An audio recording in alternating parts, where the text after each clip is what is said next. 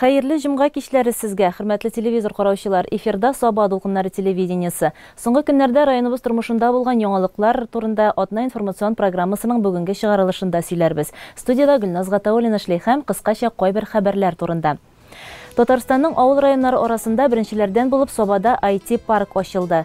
Районыбызның авыл хуҗалыгы тармагында эшләүче бер төркем делегация бүген Башкалада республика җитәкчелеге катнашында булган бәйрәм чарасында булып кайтты. Халыкара өлкәннәр көне уңаеннан оештырылган чаралар дәвам итә.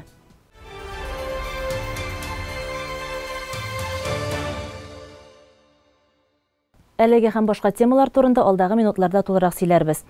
Татарстанның авыл районнары арасында беренчеләрдән булып Сабада IT-парк ачылды. Аның тантанасында Саба муниципаль район башлыгы Рәис Миннеханов, Казан шәһәрендәге IT-парк директоры Александр Борисов, IT-белгечләр һәм район эшмәкәрләре катнашты. Заманча технологиялар үтеп керү белән IT-белгечләргә һәм махсус мәйданчыкларга ихтыяҗ арта бара. Хәзерге вакытта IT-парклар Казан һәм Яршаллы шәһәрләрендә эшләп килә. Саба районында ачылу исә безнең эшмәкәрләр гомумән әлеге өлкә белән кызыксынучылар өчен зур мөмкинлекләр тудыра. Хәзерге вакытта биредә җиһазландырылган 10 урынлы коворкинг булдырылган. Очрашу да шушы мәйданчыкта үтте. IT-парклар бер-берсе белән барысы связьдә була. Чөнки безнең Шаллыда һәм Казандагы IT-паркларда иң зур белем җыелган урыннар, шул белемнәрне без хәзер районнарга таратырга тиеш. Шуңа күрә киләчәктә һәр районда, һәр зур районда булган безнең филиал, ул безнең Казандагы яки Шаллыдагы тип IT-парклар белән бәйле була һәм аннан шул тип IT-парклардан управляться ителәчәк. Шуңа күрә безнең хәзер иң тип бурыч бу кичкенә филиалларда программированиегә укытырга яшьләрне һәм шул яшьләрне яңа технологиялар юнәлешендәге бизнес алып барырга өйрәтергә. Һәм алар тирәли шул программистлар һәм предпринимательләр тирәсендә яңа компаниялар җыелачак. Шул районнардагы булган предприятиелар, зур бизнеслар шул безнең филиалларга яңа кадрлар артынан киләчәкләр, чөнки яңа белемнәр белгән специалистлар хәзерге көндә бигәс, без шул специалистларны әзерләүне тип юнәлеш ясап куябыз беренче вакытта. Шуннан соң кешеләр, шул специалистлар күбәйгәч, программистлар күбәйгәч, зуррак бинага күчкәч, шунда IT-компаниялар утырачаклар һәм һәр районда бәләкәй технопарк килеп чыгачак. IT-белгечләргә һәрвакыт ихтыяҗ булачак. Мондый мәйданчыклар ачылу иң беренче чиратта яшьләр һәм эшмәкәрләр өчен кирәк. 2020 год пандемийный показал о том, что людям нет необходимости уезжать из своих деревень, более того, из деревень, из райцентров, из каких-то небольших населенных пунктов. Более того, очень многие люди из Москвы, из Казани начали возвращаться для того, чтобы жить рядышком со своими родными, рядышком со своими мамами, бабушками, и при этом продолжать заниматься IT-технологиями, которые до этого были в основном доступны в Москве, в Казани, в Набережных Челнах на крайний случай. И сейчас мы понимаем, что для людей важно какое-то пространство, где они могут просто встречаться физически, делиться своими идеями, работать вне дома. И вот таким пространством как раз является IT-парк. А за счет того, что здесь единомышленники, айтишники собираются, уже рождаются так же, как у нас в IT-парке, мы показали это за 10 лет, рождаются новые идеи, новые стартапы, новые какие-то компании, благодаря тому, что есть вот эта точка притяжения. И такой точкой как раз становится IT-парк в Сабах. Это одна из первых пилотных площадок.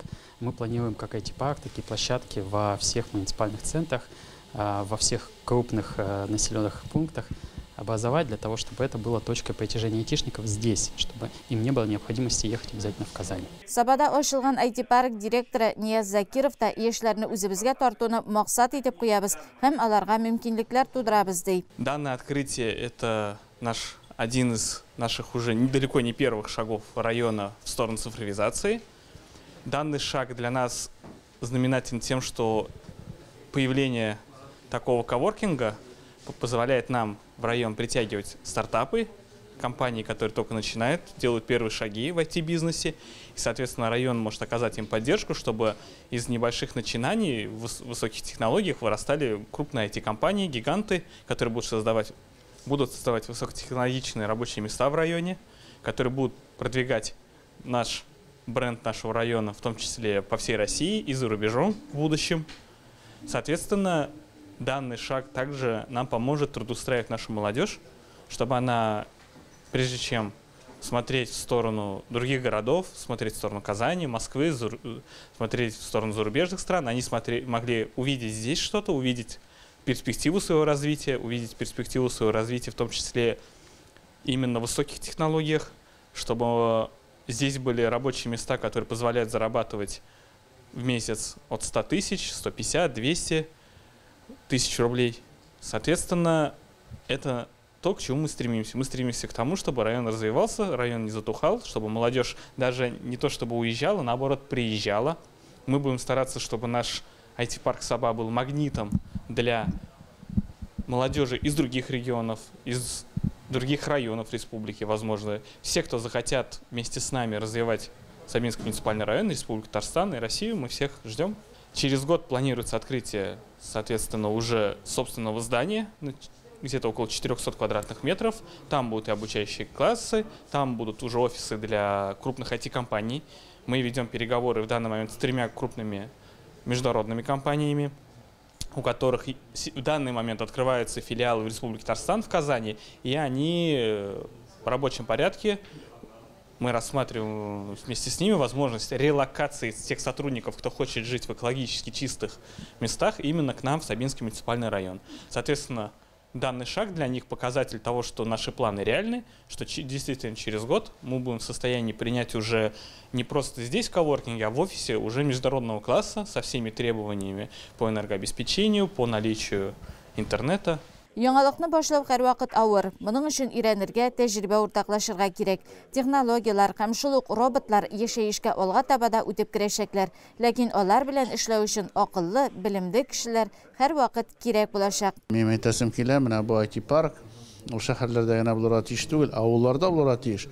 Ин фикерле, ин булган җегетләребез ул авылдан аларның хыяллыгы, тормышка карашлары күбрәк һәм инде үз хезмәтләре белән уздырган кеше аны мин уйлыйм тизрәк фикерләшәк.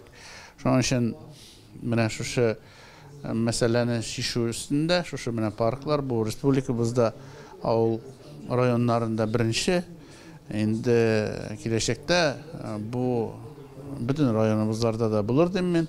Ансыз безнең киләчәгебез юк.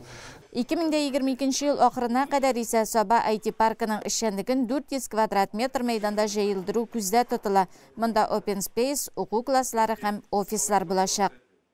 10 октябрьдә авыл хуҗалыгы һәм эшкәртү сәнәгате хезмәткәрләре һөнәри бәйрәмнәрен билгеләп үтәчәк. Шул уңайдан бу тармакта эшләүчеләрне бүген башкалада республика җитәкчелеге һөнәри бәйрәмнәре белән котлады. Анда райондашларыбыз да катнашты. Бүген иртәнге якта районыбызның авыл хуҗалыгы хезмәтчәннәре һәм хезмәт ветераннарыннан торган делегация Корстынга бәйрәм тантанасына китте. Саба муниципаль районы башлыгы Рәис Нургали улы Миннеханов җитәкчелегендәге төркемдә районыбызның алдынгы механизаторлары, сыер савучы һәм җитәкчеләре бар. Күңелдә инде бүген шатлыклы уйлар, бәйрәм көн бит. Барлык районның авыл хуҗалыгы работникларын шушы зур бәйрәм белән тәбрик итәм.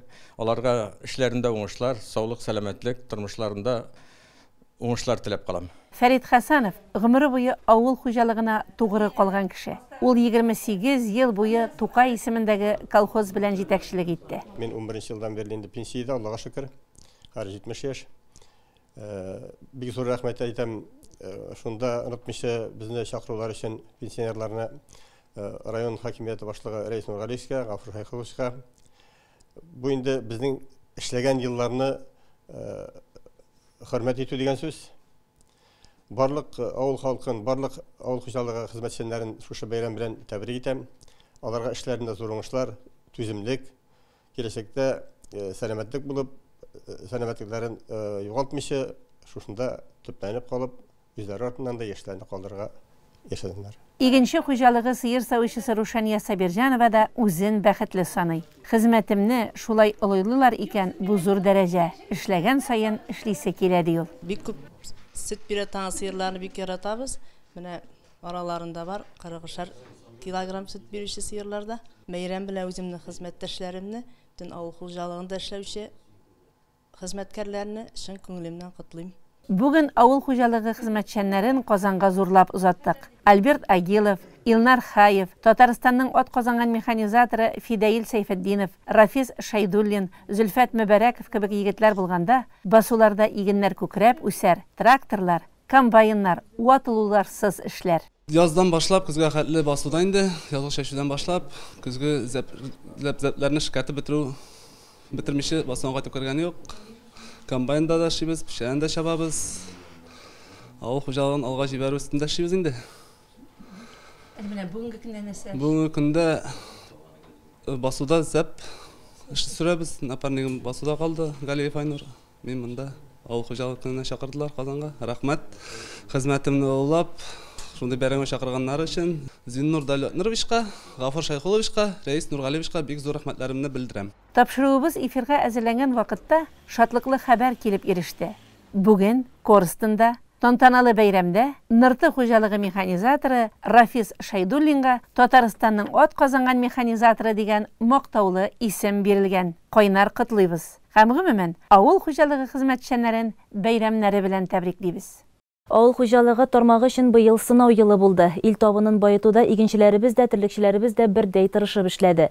10 октябрьдә билгеләп үтеләчәк бәйрәмгә дә алар билгеле бер нәтиҗәләр белән киләләр. Бу хакта без тулырак район авыл хуҗалыгы һәм азык-төлек идарәсе җитәкчесе Гафур Шайхулла улы Хәсәншиннән белештек.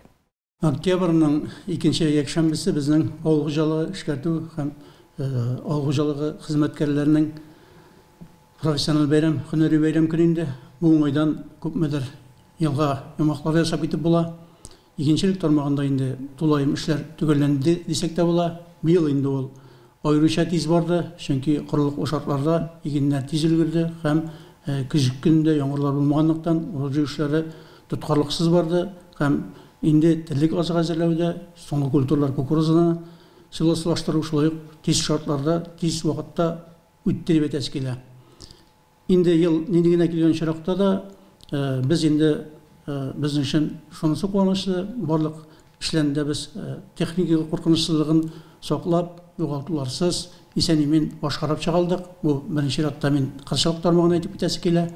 Монда инде төп эшләр безнең төгәлләнде. Бары тик күпмедер сөрү катламын тирәнәйтү һәм соңгы агротехник чаралар үткәрелә бүгенге көндә басукырларда. Бу уңайдан да әйтеп китәргә кирәк инде быелгы елның аеруча үзенчәлекле булуын.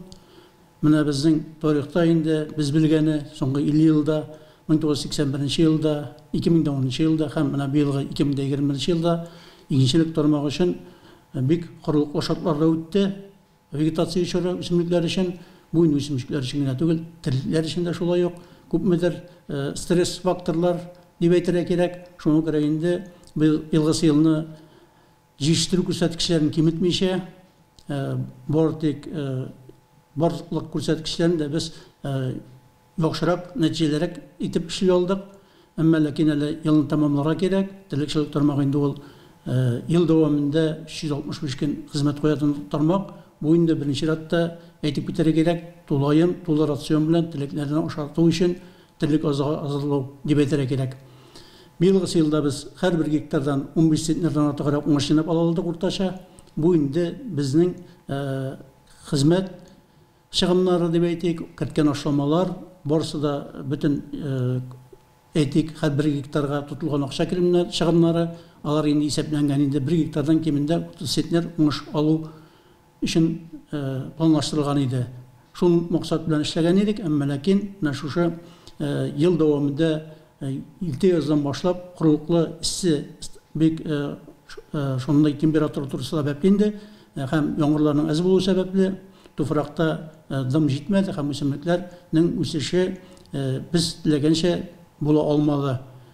Һәм инде бу шартларда без терлек азыгын җитәрлек әзерләргә үзебезгә бурычны барыбер ул бурыч кала бит инде. Шул уңайдан инде булган бөтен районда булган басукырлардан җыйнап бөтөкле культуралардан да шулай ук инде берничә тапкыр чәчеп терлек азыкларын үстерү төрле срокларда бу методларда кулланылды инде. Әмма ләкин барыбер дә җитәрлек күләмдә без синаж силосына әзерләй алмадык, мәҗбүр булдык. Чит регионнарга чыгып, Киров өлкәсенә, Мари өлкәсенә, кайда терлекләр әзер сорала, кайда яңгырлар күбрәк яуган, шул җирләрдә өстәмә рәвештә печән, синаж әзерләдек һәм алар бүгенге көндә безнең кыш чорда дип әйтгәндә тошып, малларга шулай ук ашатылачак. Шулай гына яңадан әйтеп бетерәгрәк билгесенең үзенчәлеге бит инде пандемия шартларында эшләргә туры килде.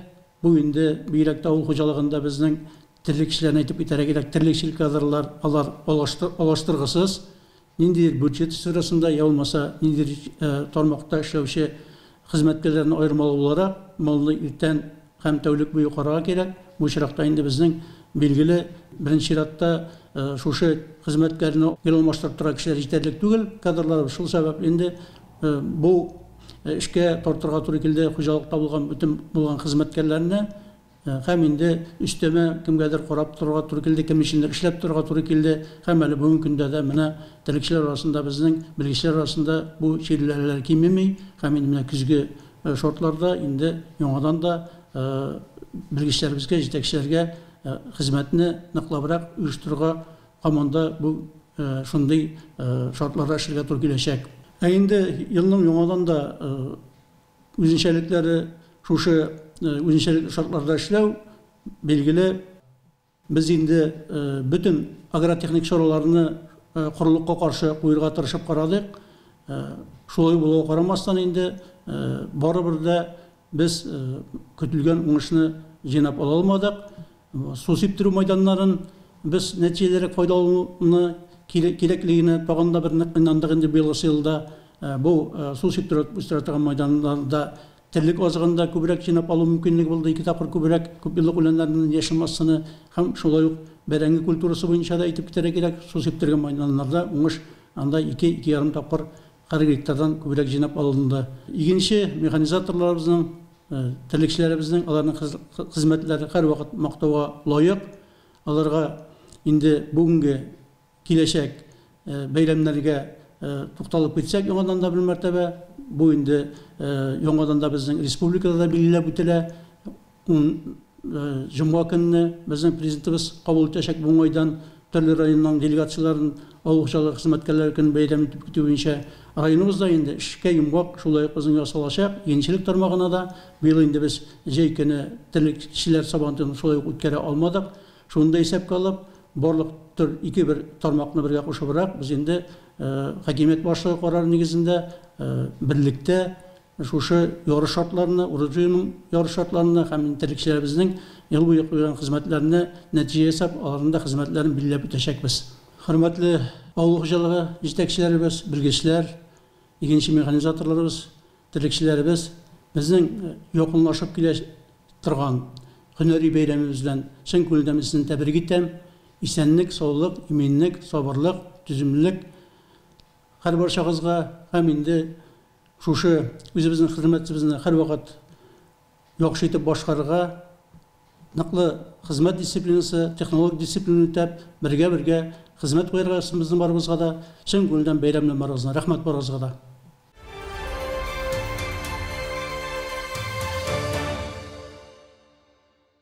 Сез атна информацион программасын карыйсыз, алга таба дәвам итәбез. 5 октябрьдә үз һөнәри бәйрәмнәрен укытучылар билгеләде. Укырга, язарга, дөньяны танып белергә өйрәтүче затларның хезмәтләре олы хөрмәткә лаек. Аларны район мәдәният йортына чакырып тәбрикләделәр. Әлеге бәйрәм Саба дулкыннары телевидениесында туры эфирда трансляцияләнде. Зыялы һөнәр ияләрен сәхнә түреннән бу көнне Саба муниципаль районы башлыгы урынбасары Расих Закирҗанов тәбрикләп рәхмәт сүзләрен җиткерде. Үз хезмәт юлларында олы нәтиҗәләргә ирешкән укытучыларга Россия Федерациясе фән һәм мәгариф министрлыгының мактау грамотлары, Татарстан Республикасы мәгариф һәм фән министрлыгының мактау грамотлары һәм рәхмәт хатлары тапшырылды. Мәгариф өлкәсендәге казанышлары өчен берничә педагогик хезмәткәр күкрәк билгесе белән бүләкләнде. Әлеге зур бүләкне Сабадагы Шатлык балалар бакчасы өлкән тәрбиячесе Миләүшә Нурисламова да алды. Узак еллар инде мәктәпкәчә яшьтәге балаларга тәрбия бирә ул. Мин гомер буе шушы балалар бакчасы системасында эшләдем. 33 ел булды быел. Без инде бик күп конкурсларда катнаштык. Билингвал конкурсында катнашып, иң яхшы билингвальный детский сад исемен яуладык. Шулай ук Кайым Насыри премиясына лаек булдык. Безнең балаларыбыз мәктәпкә әзерлек буенча бик күп уңышларга ирешеп, иң беренче урынны алдылар. Тырышып укыйлар бүгенге көндә. Шулай ук ТАССРның 100 еллыгын үткәрүдә зур көч куйган укытучылар Татарстан Республикасы премьер-министрының рәхмәт сүзе белән бүләкләнде. Саба муниципаль районы башлыгының мактау грамоталарына һәм рәхмәт хатларына ия булган укытучыларны да сәхнә түренә чакырып кутладылар. Узак еллар нәтиҗәле эшләгән мөгаллимнәр район мәгариф идарәсенең мактау грамоталарын алды. Шулай ук мәктәп һәм балалар бакчалары яна тәҗрибә участоклары белән уңышка ирешкән коллективларны да билгеләп үттеләр. Бүгенге көндә районда педагогик хезмәткәрләр меңләгән балага заман таләбенә ияреп төпле белем бирә. Аларның хезмәте чын мәгънәсендә хөрмәткә лаек.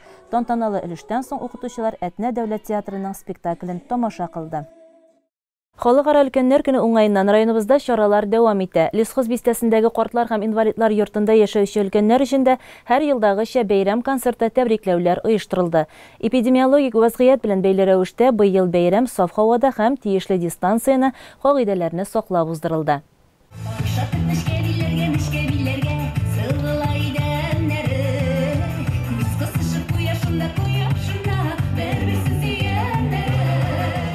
Гомер көзен бу йортта уздыручылар һәр бәйрәмне көтеп ала. Бүгенгесе алар өчен аеруча якын.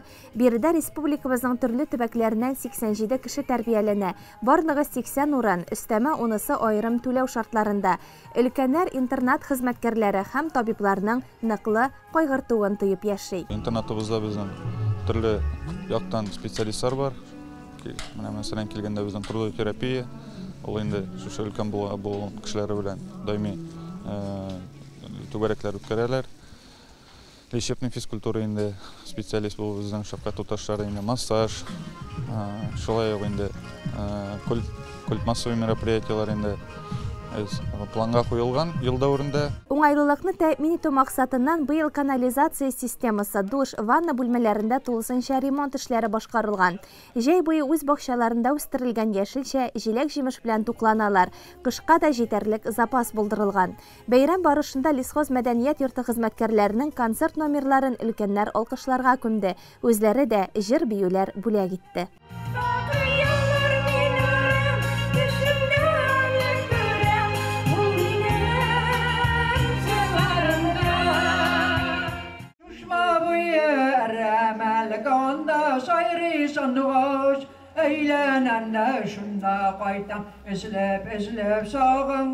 Бәйрәм күчтәнәчләр белән күңелле, башкалабызда эшләүче киләчәккә ышаныч, картлык, шатлык хәйрия фондлары өлкәннәребезгә бик күп бүләкләр белән килгән. Традициягә әйләнгән бу күренеш бәйрәмгә ямь өстәде.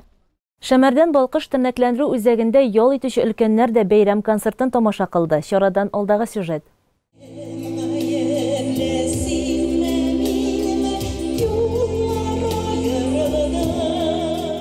Концерт төрле оешмаларда эшләп лаеклы ялга чыккан ветераннардан торучы Тулган ой фольклор коллективы көче белән әзерләнгән.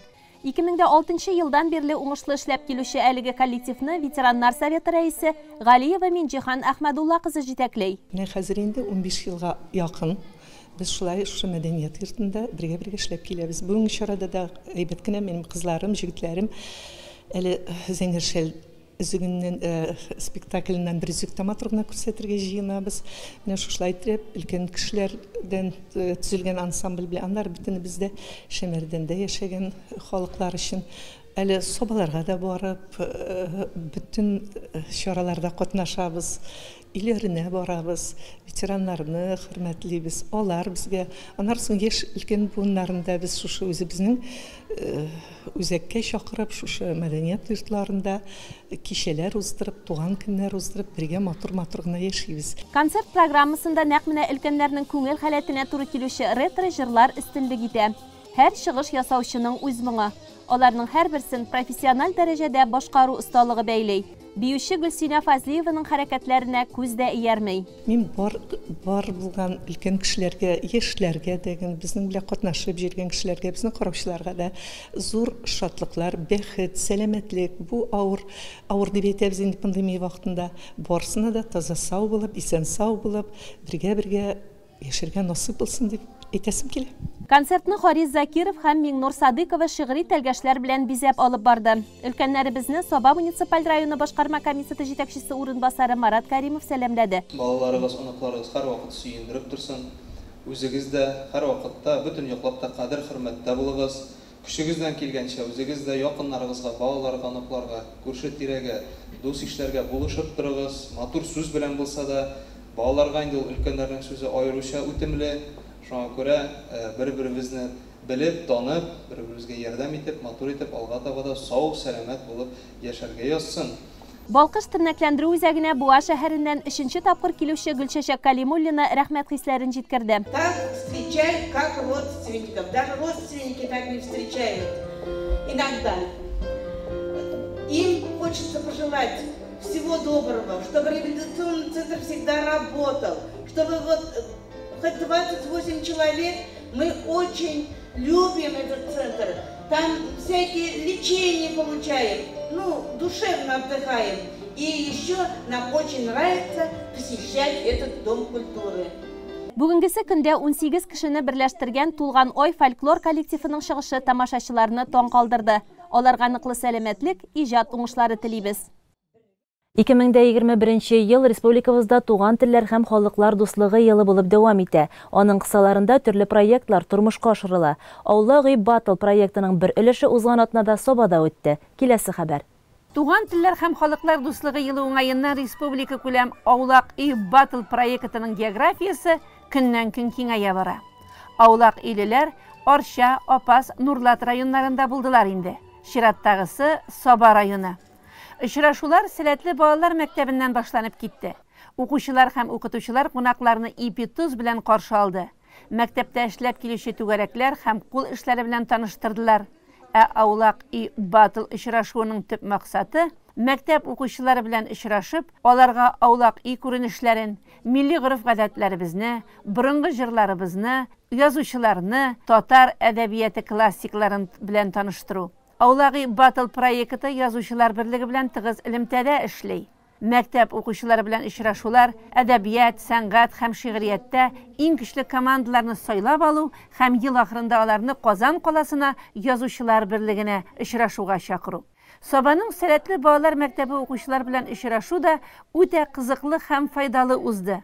Милли киемнәрдән саф татар телендә аралашу йөрәккә сары май булып ятты. Язлар җитә, безне эш көтә. Җәйләр җитә, безне эш көтә. Көзләр җитә, безне эш көтә. Искеләрен җимерергә кирәк, төзәтергә кирәк. Төзергә сәгатьләрнең минутына кадәр исәпләнеп эшләр төзелгән. Ел буена нәкъ буласа кебек тәгәрибез. Дөнья куабыз, берсен чәчәбез дә, урабыз, берсен урабыз да, чәчәбез. Көне-төне дөнья куабыз, кирәк икән тау-ташларны ватып, утта янып, суга батабыз. Тумышы белән Теләче районы Олы Мәтәскә авылыннан булган Чулпан Фәйзелгатова башкаруында борынгы җырлар яңгырады.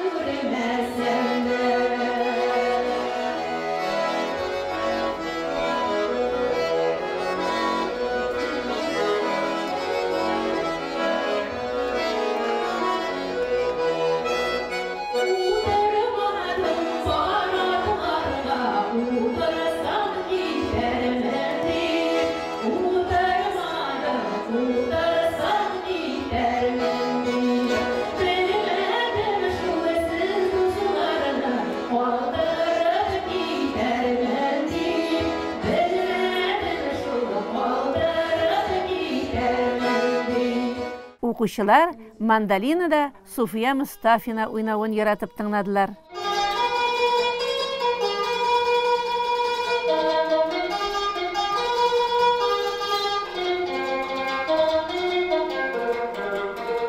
Казан кунакларына укучылар төрле халыклар биюләрен, җырларын башкардылар, шигырьләр сөйләделәр. Гомумән үзләренең һөнәрләрен күрсәттеләр. Очрашуда бергәләшеп халык җырларын башкару күңелле хәтирә булып, озакка хәтердә калыр әле. Аннары Казан кунаклары Лесхоз бистәсендә, атаклы урманчы Нургали Миннеханов музеенда, Диндрari бакчасында булдылар. Декоратив үсемлекләрне карап сокландылар. Шагыйрәләр Саба Дулкыннары телерадио компаниясында журналистлар белән очраштылар. Дулкын радиосы аша халыкка үзләренең шигырьләрен укыдылар.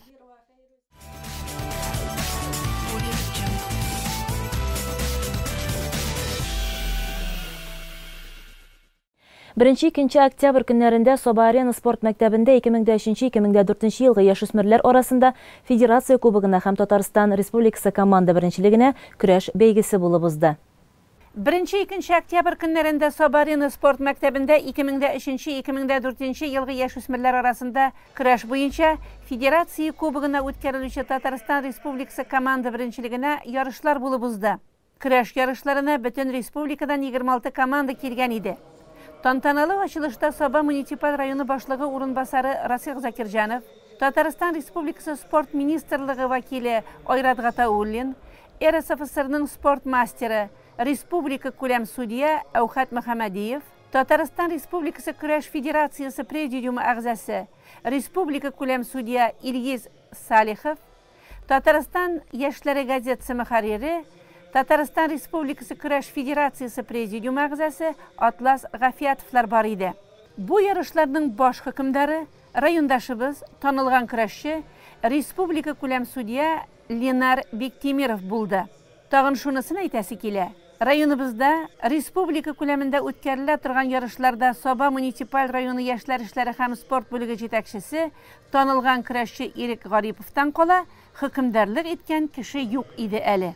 Ленар икенчесе. Ярышлар тантаналы шартларда башланып китте. Бәйгене үткәрү буенча зур өлеш керткән Саба аграр көллияте директоры Закирҗан Бикмөхәммәтовка, Татарстан Республикасы спорт остасы Айдар Галиевка, спорт ветераны республика категориялы судьялар Рәшид Кәримов, Инсаф Фәйзрахмановларга, Олимп спорт мәктәбе директоры Рифат Хисамовка, Саба-Арена спорт мәктәбе директоры Артур Бахмановларга Татарстан Республикасы көрәш федерациясының рәхмәт хатлары тапшырылды. Аннары 2 келәмдә ярышлар башланып китте. Сабада булган беренче мәртәбә мин монда бик зур бер авыл иде, 81 елны. Хәзер инде сезне әйләнгән шәһәргә үзгәреш бик зур сезнең монда. Нык үзгәреш, нык. Моторланган, сокланып карап тордым кичә генә йөреп чыктык. Шуңа күрә инде Сабаның көрәшләрен беләм инде мин бөтенесен. Саба ул көрәшләрне бирде. Безнең заманда да мин үзем көрәшкәндә дә Саба көрәшләре бик күп иде. Монда Саба ягыннан Теләч районы юк иде. Саба районы 1-2-1-гә гомер-гомергә татар көрәшендә Саба ягында батырлар алар данлыклы булдылар. Мин хәтерлим инде Шакиров Сабирҗан абый мәрхүмнең Саба районыныкы Закиев Марат, сезнең Саба районыныкы, алар инде чын көчле көрәшләр, Шайдуллин Фуатлар белән минем чырдагылар. Яшьрәкләрнең шундан галары бөтенесен беләм инде көрәшләрнең. Татарстанга алар татар көрәшенә бик күп көрәшче биргән җирлек Саба районы. Бүгенге көрәштән нәрсә көтәсез? Бүгенге көрәштәне мин әйтеп әйтим. Бүгенге көрәштә сезнең Саба районында көчле булыр дип уйлыйм. 2 команда белән анда әйбәт егетләр команда 2 команда куелган. И башка районнарда Әлмәт командасы, Шаллы командасы бар бunda. Командалар көчле, кискен көрәш булачак. Мин әйтәм, иң көчлесе моторга әйтеп көрәше, мотор көрәш арымнары күрсәтеп, җәрәхәтләр алмыйча, әтиәнкәләр янына балалар кайтсын исән сау. Беренче шуны телим мин. Иң көчлесе алсын инде беренче урынны командалар арасында. Саба районы үзенең данлы көрәшчеләре белән горурланып яши. Бу ярышларда исәпләре иң көчле командалар рәтенә күтәрелү. Көчлесе өчен менә көчлеләргә килгәндә алар бар. Менә 6-7 команданы сойларга була. Ничек эләгәләр бит? Җирәбә дә шул. Менә шул Әлмәт командасы бик көчле. Спортчылар оста алымнар күрсәттеләр. Командалар чыннан да бик көчле иде. 3нче урынга 2 команда Актаныш һәм Кукмаралар чыкты. 2нче урында Саба командасы. 1нче урында Казанның Яңа Савин районы көрәшчеләре командалары. Җиңүчеләргә дипломнар, медальләр һәм кубоклар тапшырылды.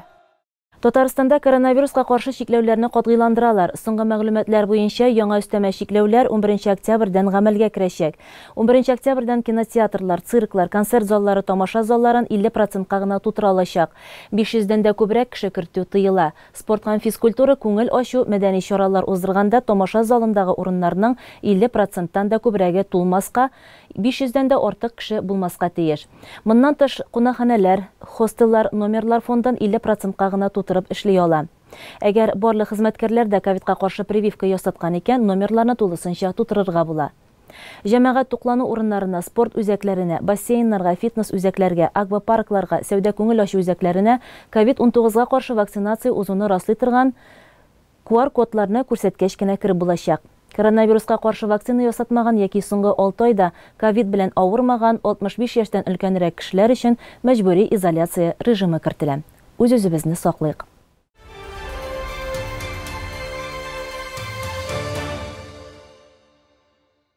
Ел сайын октябрь айының 2-нче якшәмбесендә илебездә авыл хуҗалыгы һәм эшкәртү сәнәгате хезмәткәрләре көне билгеләнә һәм шушы һөнәр ияләре хөрмәтләнә. Быел ул 10 октябрьгә туры килә. Чын күңелебездән шушы тармакта эшләүче һәркемне һәм бүген инде лаеклы ялда булган тармак ветераннарын бәйрәм белән котлыйбыз. Хезмәтегез игелекле, ил табынын баетуда зур көч куясыз. Киләчәктә дә армый-талмый эшләвегезне, саулык, сәламәтлек, тормышыгызда, хезмәтегездә уңышлар, гаиләләрегездә иминлек телибез.